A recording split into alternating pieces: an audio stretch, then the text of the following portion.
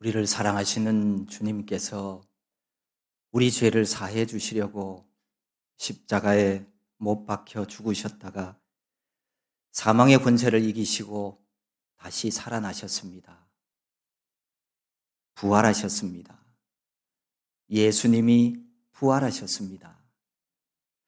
성경 마태복음의 기록을 보면 예수님 영혼이 떠나실 때 성소 휘장이 위로부터 아래까지 찢어져서 둘이 되고 땅이 진동하며 바위가 터지는 일들이 일어났습니다. 무덤들이 열리며 자던 성도의 몸이 많이 일어났습니다. 예수님 부활 후에 그들이 무덤에서 나와서 거룩한 성에 들어가 많은 사람에게 보이기도 했습니다. 백부장과 및 함께 예수를 지키던 자들이 지진과 그 일어난 일들을 보고 심히 두려워하며 이렇게 고백합니다. 이는 진실로 하나님의 아들이었도다. 예수님은 세상에 오신 구원자였습니다. 요즘 사람들의 관심을 받고 있는 챗 GPT에게 부활은 가능한가? 라는 질문을 했습니다. 그 대답을 요약하면 이런 내용이었습니다. 일부 종교에서는 가능하다고 믿는다. 그러나 철학적으로는 논쟁의 여지가 있다. 과학적으로는 불가능하다. 생명체의 신체적 기능이 중지되면 다시 살아날 수 없다. 챗봇의 대답과 상관없이 하나님의 말씀인 성경은 죽은 자의 부활, 곧 예수님의 부활을 분명히 선포하고 있습니다. 부활은 기독교 신앙의 핵심입니다. 무릇 사람이 할 수 없는 것을 하나님은 하실 수 있느니라. 이것이 하나님의 말씀입니다. 많은 사람들이 죽은 자를 숭배하고 섬기고 있지만 유일하게 죽지 않고 부활하신 분을 믿는 사람들이 바로 우리 그리스도인들입니다. 모두가 주님처럼 주님의 때에 다시 부활할 것입니다. 이 부활 얘기가 나올 때마다 의문을 제기하는 사람들이 있습니다. 정말 그런 일이 있을까? 사실 죽은 자가 살아난다는 일은 우리가 참 믿기지 않는 일입니다. 평균 100년도 못 사는 인생들이 살면서 한 번도 본 적이 없고 죽은 자가 살아났다는 이야기를 가까이서 들은 적도 없기 때문입니다. 오직 교회에만 부활이 있습니다. 어떤 이들은 부활을 과학적으로 증명해 보라고 말하는 이들도 있습니다. 하지만 부활은 과학으로 증명되지 않습니다. 과학으로 증명되어야 그것이 참이고 증명되지 않으면 거짓이다? 아니요. 그렇게 말할 수 없습니다. 그렇게 말해서도 안 됩니다. 과학을 마치 신처럼 신봉하는 사람들이 있지만 과학도 절대 진리는 아닙니다. 과학이 세상 기준이 될 수도 없습니다. 지금도 그렇고 앞으로도 그럴 것입니다. 과학이 세상 만물의 원리와 세상 의문점들에 대해서 하나하나 대답할 수 있느냐 하면 그렇지 못합니다. 과학은 인간 지식의 산물이요, 축적된 지식에 불과합니다. 그것을 가지고 진리를 판단하려고 하는 행위는 그 자체가 모순입니다. 예수님 부활은 과학으로 증명할 수 없습니다. 물론 예수님이 부활하지 않았다는 것을 증명할 수도 없습니다. 부활의 문제는 믿음의 문제입니다. 하나님의 존재와 그분의 능력을 믿는 믿음에서 출발합니다. 코로나19 팬데믹 중에도 코로나 바이러스 그런 게 어디 있느냐면서 눈에 보이지 않는 바이러스의 존재를 믿지 않는 사람들이 있었습니다. 그래서 코로나 확산을 이유로 사람들을 통제하는 것을 보고서는 정부나 통치자들을 비난하고 항의하는 사람들도 많이 있었습니다. 그들은 바이러스의 존재를 믿지 않았습니다. 그리고 지금도 그런 사람들이 있습니다. 볼 수 없다고 없는 것은 아닙니다. 우리가 믿지 않는다고 해서 존재하는 것이 없어지는 것도 아닙니다. 부활의 문제도 마찬가지입니다. 부활을 믿지 못하면 그 사람에게는 부활이 없을지 모르겠지만 그렇다고 해서 부활이 없어지는 것은 아닙니다. 성경 말씀은 분명히 예수님이 부활하셨고 그를 믿는 자, 주님의 때에 모두가 다 부활한다고 말씀하십니다. 이 시대를 대표하는 지성인이요 전 문화부 장관인 이어령 교수가 세상을 떠나기 전에 이런 이야기를 했습니다. 하나님과 나와의 관계는 증명하는 관계가 아니라 믿음의 관계고 하나님은 믿음의 대상이지요. 그것이 바로 가족의 사랑이고 종교에서 말하는 믿음과 사랑으로 이루어진 신앙의 세계인 거지요. 그러면서 예수님의 부활 사건을 두고도 이렇게 말했습니다. 우리가 짚고 넘어가야 할 것은 증명은 우리가 하는 게 아니라 신이 하는 것이라는 점입니다. 증명은 하나님이 하실 일입니다. 인간이 어떻게 신을 증명할 수 있겠어요? 예수님은 옆구리의 창 자국과 손의 못 자국으로 도마의 회의에 대해 증명해 보여주셨습니다. 부활을 증명해 보였어요. 증명의 몫은 전지전능한 신보다 지능의 한계가 있는 인간이 할 일은 아닙니다. 그러면서 예수님의 말씀으로 결론을 내렸습니다. 너는 나를 본고로 믿느냐? 보지 못하고 믿는 자들이 복되도다. 그렇습니다. 부활은 사람이 증명할 수 있는 문제는 분명 아닙니다. 영이신 하나님과 깊은 기도를 통해 하나님을 경험하면 하나님이 그 사람에게 증명해 주십니다. 영생을 얻고 구원 바라기를 바라고 예배당에 나왔지만 아직 예수님 부활이 믿어지지 않는 사람들이 있다면 더 깊은 기도의 자리로 내려가십시오. 그리고 그 자리에서 부활하신 주님을 만나야 합니다. 그 주님이 부활의 주님이라고 하는 사실을 바로 그분이 나에게 증명해 주실 것입니다. 시간만 흐른다고 내 신앙, 내 믿음이 좋아지는 것은 아닙니다. 내 마음이 주님을 향해 있다고 해서 다 된 것도 아닙니다. 구원 얻기를 원하는 마음이 내게 있다고 해서 그 마음이 나를 구원하는 것도 아닙니다. 마태복음 25장에 보면 예수님이 열처녀 비유를 통해서 하신 말씀이 있습니다. 거기에 보면 기름을 충분히 준비하지 못한 여인들은 문이 닫혀서 혼인잔치에 들어가지 못했습니다. 그들도요, 혼인잔치에 참여하기를 원했고 기다렸기에 닫힌 문을 향해 가서 문을 두드렸어요. 문을 열어달라고. 나도 신랑 대신 예수를 기다리고 있었다. 하지만 그 안에서 들려오는 신랑의 대답은 아주 단호합니다. 내가 너희를 알지 못하노라. 천국 문이 닫히기 전에 모든 것이 준비되어 있어야 합니다.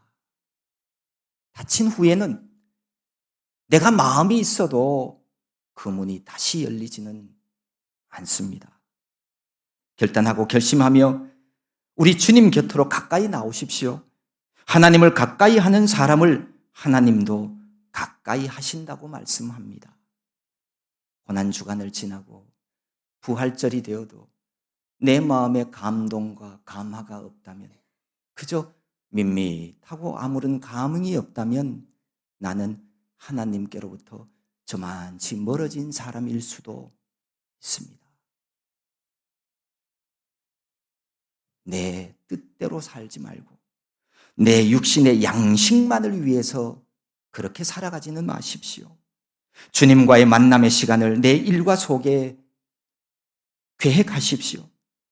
하루에 1시간 하나님과의 만남의 시간을 통해서 주님과 교제하며 부활의 주님이 나와 함께 하심을 확신할 수 있어야 합니다. 부활의 주님이 확신이 들 때 그때부터가 진짜 신앙생활 시작하는 거예요.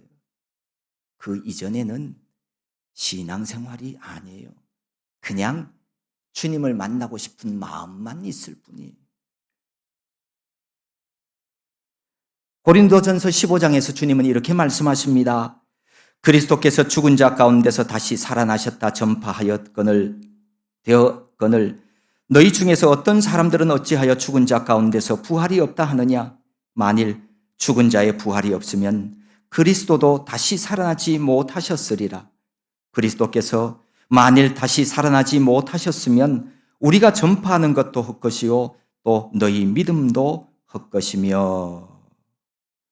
예수님의 부활이 믿어지지 않으면 내가 전하는 복음, 내게 있는 믿음, 사실 이게 모두가 다 헛것이라는 거예요.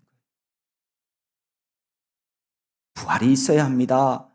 부활신앙을 가져야 합니다. 알맹이 없는 헛된 믿음으로는 우리가 구원 얻는 믿음 생활 할 수가 없습니다. 예수님은 오늘 25절에서부터 아주 귀한 진리 하나를 우리에게 말씀해 주십니다. 죽은 자들이 하나님의 아들의 음성을 들을 때가 오나니 곧 이때라.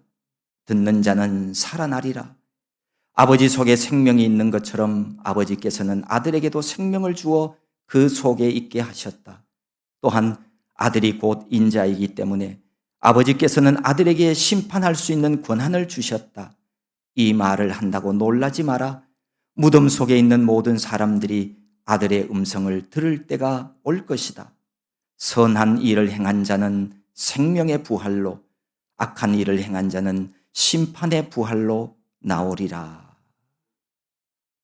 예수 그리스도 그분은 부활하셨습니다. 그리고 예수님을 구세주로 믿는 우리 모두도 다 주님의 때에 부활하게 되어질 것입니다. 그 당시 예수님이 부활하셨기에 제자들이 목숨을 걸고 예수 부활을 전했습니다. 그토록 나약하고 겁나고 두려워서 작은 여종에게까지 거짓말을 하며 예수님을 부인하던 제자들이 부활하신 주님을 만났기에 이전과는 전혀 다른 사람이 되었습니다. 담대한 믿음을 가진 사람들이 되었습니다. 예수님 제자들은 하나같이 예수 부활을 전하다가 순교한 것으로 전해지고 있습니다.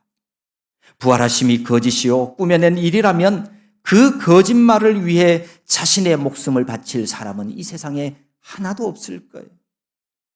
그들은 그들과 함께 했던 예수 그리스도, 그분이 십자가에서 죽으시고 무덤 문을 여시고 다시 부활하신 예수님을 만났던 겁니다. 제자들도 사도 바울도 오늘날의 복음 증거자들도 모두가 전하는 내용은 한결같습니다. 예수님이 부활하셨습니다. 부활하신 예수님이 우리의 메시아요 구원자이십니다. 이 부활신앙 아니고서는 하나님을 섬기며 예배자로 이 땅의 삶을 살아갈 수가 없습니다. 어떻게 이토록 복잡하고 악해져만 가는 세상 속에서 자신의 안위와 물질 만능의 시대 조류 속에서 믿음을 지켜낼 수가 있겠습니까? 눈앞에 보이는 현실보다 다가오는 세상을 소망하며 나를 위한 삶이 아니라 이타적인 생활을 가능하게 하는 것은 부활신앙의 힘이요 능력입니다. 전 세계 기독교인들이 지난 2월 달이었죠. 미국 켄터키주 소도시 윌모어에 있는 에즈버리 대학에서 있었던 부흥운동에 모두가 다 놀라워하고 있습니다. 전교생이 1600명 조금 넘는 기독교 대학 강당에서 여느 때처럼 학점 이수를 위한 채플이 있었습니다. 지난 2월 8일 오전 모든 순서가 끝난 뒤에도 학생들은 강당을 떠나지 않고 예배를 이어갔습니다. 24시간 끊어지지 않는 자발적인 예배가 2주 동안이나 계속되었습니다. 찬양과 기도와 회개와 간증이 이어졌습니다. 구제와 병고침과 축사 등 초자연적인 체험들이 일어났습니다. 수많은 젊은이가 경건한 음악에 맞춰 손을 들고 울며 기도하는 모습이 학생들의 라이브 영상을 통해 학교 밖으로 알려지게 되었습니다. 이 부흥 집회에 참여하고자 미국 전역뿐만 아니라 세계 곳곳에서 하루에 5만 명에서 7만 명의 사람들이 이 대학으로 몰려들었습니다. 예상치 못한 인파의 안전과 혼란이 우려되자 학교 당국은 지난 2월 24일 모든 집회의 중단을 발표함으로 집회가 끝이 났습니다. 이 부흥운동이 진행되는 동안 학교와 학생기구는 유명 인사나 찬양 인도자의 참여 제한도 거절하고 모든 과정이 철저히 학생들에 의해 주도되도록 했습니다. 애초에 이 일 자체가 인간의 계획이 아닌 철저한 신적 개입의 결과임을 명확히 하려는 의도였다고 합니다. 더 인상적인 것은 미디어의 접근을 불허하고 일체의 홍보 활동을 하지 않기로 한 결정입니다. 참석자들이 올리는 포스팅과 영상은 허용했지만 언론의 현장 취재는 거부했습니다. 총장은 학생들의 진솔한 경험을 최대한 존중하기 위한 결정이었다고 설명을 합니다. 부흥이라는 종교 언어가 세속 언어로 번역되고 전달되었을 때 발생할 수 있는 오역과 왜곡의 우려를 인식하고 있었기 때문이었습니다. 종교적인 신비 체험에 대한 고정관념과는 달리 거기에 참석한 사람들은 이 집회가 감정의 무분별한 폭발이 아니라 매우 차분하고 절제된 분위기 속에서 진행되었다고 전합니다. 2023년 코로나 팬데믹, 전쟁, 지진, 기근, 이 혼돈 속에서 일어난 이 영적 현상을 사람들은 2023 에즈버리 부흥운동이라 부릅니다. 부활하신 예수님은 지금도 우리와 함께 거하십니다. 부활하신 예수님은 부흥의 역사를 주도하고 계십니다. 주님이 보내주신 보혜사 성령님의 역사로 하나님의 나라가 확장되어 가고 있습니다. 믿는 마음으로 주님 앞에 나와 죄사함 받고 새롭게 거듭난 경건한 사람들을 통해 하나님은 하나님의 경건한 일들을 이루어 가고 계십니다. 우리가 하나님이 찾으시는 그 한 사람 되는 일이 중요합니다. 이보다도 더 값진 인생, 이보다도 더 아름답고 행복한 사람은 없습니다. 이 세상에서 살아가나 이 세상을 따라 살아가지 마십시오. 이 세상 사람들이 하는 것 본받지 마십시오. 썩어 없어지고 마는 세상 일에 전념하지 말고 영원한 그 나라를 소망하며 살아가는 성도들이 되어야 합니다. 마지막 날 죽은 자들이 다시 살아나는 그날에 두 가지의 부활이 있다고 우리에게 말씀합니다. 첫째는 생명의 부활이 있습니다. 선한 일을 한 사람은 생명을 얻기 위해 부활할 것이라고 말씀합니다. 선한 일이 무엇일까요? 성경은 분명히 말씀합니다. 이 세상에 선한 분은 오직 한 분뿐이라. 바로 하나님이십니다. 선한 일이란 하나님이 보내신 구세주 예수 그리스도를 믿음으로 나타내는 선한 열매들을 말합니다. 세상 누구도 하나님의 말씀에 불순종하면서 하나님 앞에서 선한 열매를 맺을 수 있는 사람은 없습니다. 나무가 선하지 않는데 어떻게 그 가지에서 선한 열매를 맺을 수가 있겠습니까? 나무가 가시나무인데 어떻게 그 나무에서 무화과 열매가 맺을 수가 있겠습니까? 하나님이 주신 생명으로, 하나님이 주신 건강과 시간과 재물 가지고 선한 일을 행하십시오. 이 세상 사는 동안 선한 일에 힘쓰십시오. 선한 일은 사랑을 통해 이루어지는 일입니다. 사랑으로 하지 않는 것은 결코 선한 일이 될 수 없습니다. 하나님이 보여주신 그 사랑을 깨닫고 그 사랑을 가지고 사랑하며 살아가면 됩니다. 학교에서 공부를 해도 사랑을 위해서, 직장 생활을 하고 집안일을 해도 사랑으로, 예배하는 시간에도 주님 사랑하는 믿음으로, 자녀를 양육할 때도 사랑으로 행하는 성도가 되어야 합니다. 사람 눈속임이나 신용만 하는 생활이 아니라 철저하게 믿음의 삶을 사는 신앙인이어야만 생명의 부활을 맞이할 수 있습니다. 또 하나는 심판의 부활이 있습니다. 마지막 심판의 날에 악한 일을 한 사람들은 심판받기 위해 부활하게 됩니다. 악한 일 하지 말아야 합니다. 악한 일은 세상을 향해 살아갈 때 얻게 되는 열매입니다. 악한 일은 그리 어렵지 않습니다. 고민할 필요도 없고요. 기도할 필요도 없습니다. 만물보다 거짓되고 부패한 내 마음이 원하는 대로 살아가면 됩니다. 그러면 악한 일을 하게 되고요. 마지막 날에 심판의 부활을 하게 되는 겁니다. 예수님은 마태복음 7장에서 말씀하십니다. 좁은 문으로 들어가라. 멸망으로 인도하는 문은 크고 그 길이 넓어 그리로 들어가는 자가 많고 생명으로 인도하는 문은 좁고 길이 협착하여 찾는 자가 적음이라. 멸망으로 인도하는 크고 넓은 문으로 들어가는 사람들, 그들은 모두가 다 자기 마음에 원하는 대로 살아가기 때문입니다. 많은 사람들이 가는 넓은 길은 멸망의 길입니다. 내가 지금 걸어가고 있는 길이 많은 사람들이 가는 길이라면 조심해야 합니다. 아니, 돌이켜야 합니다. 그 길의 끝은 멸망입니다.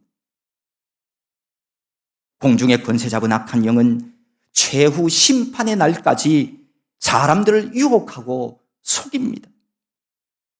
한 번 태어난 인생, 네가 원하는 대로 살아. 너 하고 싶은 대로 해. 그게 최고의 행복이고 그게 인생의 목적이야. 라고 말입니다. 그래서 할 수만 있으면 나만을 위해서 살고 나 혼자서 살도록 그렇게 유혹합니다. 하지만 지나고 나면 다 알게 됩니다. 그게 사실이 아니었다. 내가 속았다는 것을 알게 되어집니다. 사람이 도둑질하고 강도짓하고 남 괴롭히고 빼앗고 이것만 악한 일이 아닙니다. 세상의 만물의 주인 되신 하나님을 멀리하는 생활, 주님이 없는 삶을 내가 계획하고 살아가는 생활, 서로 사랑하며 살지 않고 나만을 위해 살도록 하는 모든 일들이 하나님 앞에서 악한 일입니다. 진리 대신 하나님의 말씀을 따르지 않는 불순종의 길이 악한 길입니다. 시간이 지나 허송세월하고 나서 나중에 가서 깨닫게 되는 거죠. 돌이킬 수 없는 시간에 사랑하는 사람이 왜 내게 필요했고, 가족이 왜 있어야 했고, 세상의 보물 다 주어도 사랑하는 자녀와는 바꿀 수 없다는 말이 무슨 의미인지를 그때 가서야 알게 되는 거예요. 늦었어요. 소용없어요.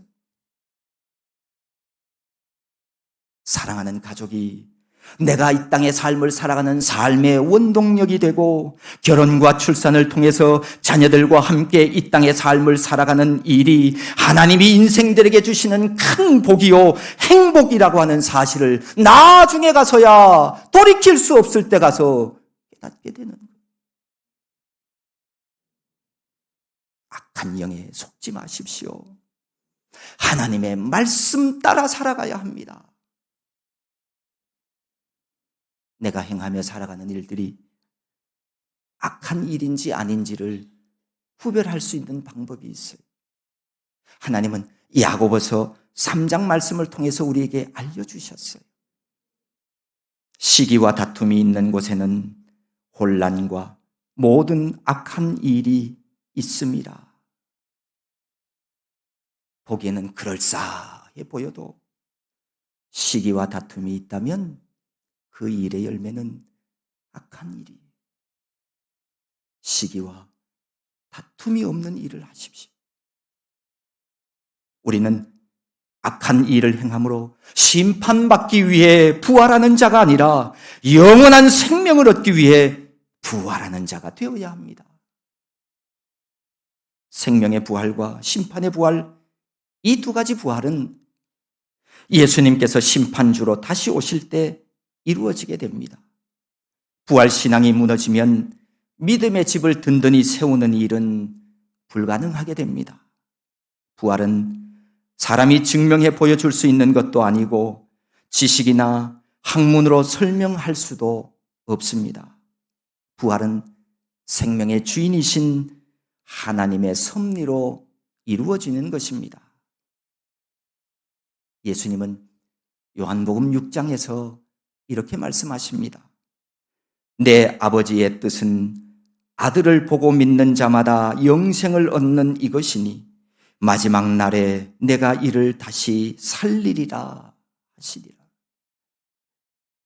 이 말씀은 믿는 자는 이 세상에서 벌써 영생을 소유한다는 사실을 알게 해줍니다.